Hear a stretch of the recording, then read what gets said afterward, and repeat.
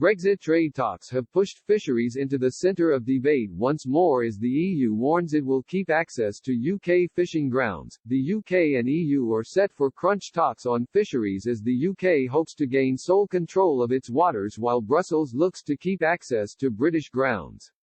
French President Emmanuel Macron's reluctance to make concessions on fish is stirring concern among officials, as they fear he could sink efforts to reach a wider trade deal.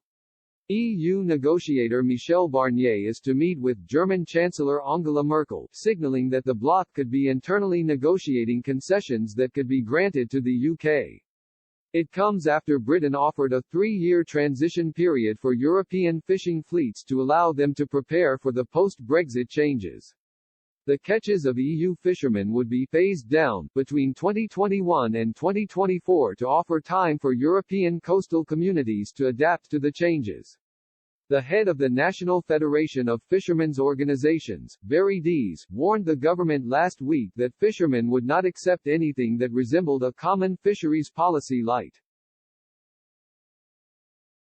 He said ministers had given repeated assurances that fishermen's interests would be protected, but admitted there remain concerns and fears that they could be sacrificed at the last to secure an agreement by Prime Minister Boris Johnson's October 15 deadline.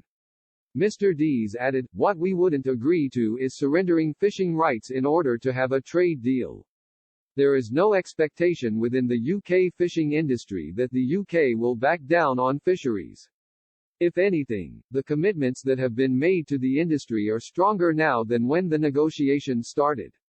We've been given clear and unequivocal commitments." French President Macron hit back however, saying European vessels will be granted a deal allowing continued access in British waters.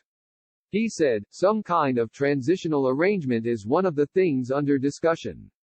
The key point for us is the destination. We must have absolute certainty that at the end of this we have access to the full quota shares that we as an independent coastal state have a right to expect."